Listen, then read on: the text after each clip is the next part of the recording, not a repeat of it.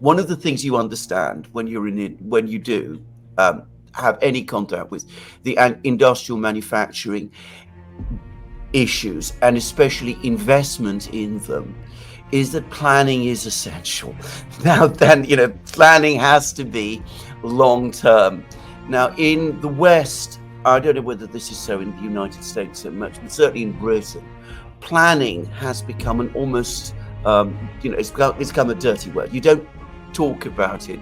You don't speak about it anymore.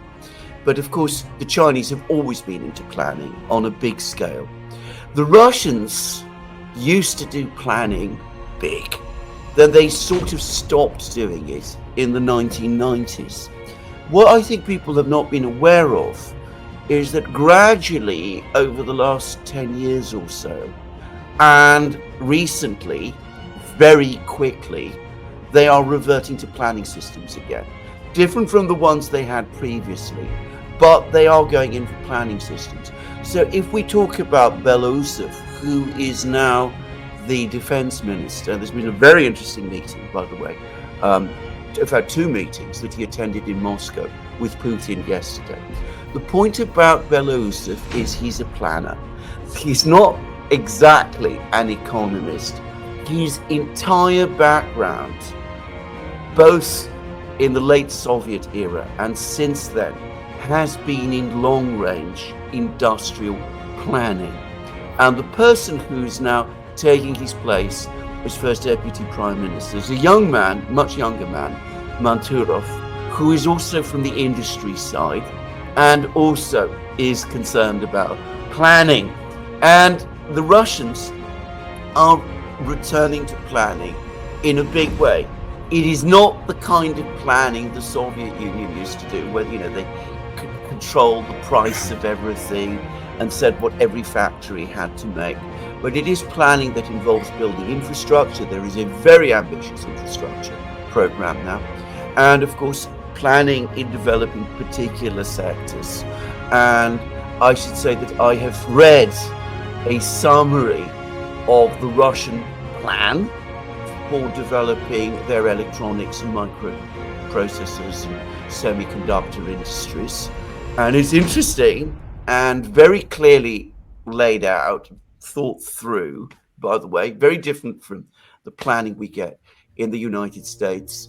And I noticed, by the way, that the lead company in it is actually Rosatom, the nuclear power engineering complex, not Rostec, which I'd thought that it might be, and there are probably reasons for that, which I'm not going to try and explore. But anyway, we are looking at planning structures being built. The Chinese already have them. The Russians are recreating them. And of course, they're tying together as well. So do you want to talk a bit about planning and what it is and why we're not talking about the return to Stalinist era, directive planning in exactly that kind of way, which neither the Chinese don't do anymore and haven't done for a long time. And the Russians, of course, aren't reverting to either. Well, I know that the Russians have created and they're planning massive investments into what is the Russian equivalent of the American Silicon Valley, which itself was a development catalyzed by their own defense establishment and their military-industrial complex. And I think that the vision is that very often these military development end up having extremely interesting civilian applications. And so, the Russians are planning massive investments into new scientific developments, into new research. Vladimir Putin himself has intimated developments in the completely new developments based on completely new principles of physics that are as of yet have been undiscovered and undeveloped. And who knows?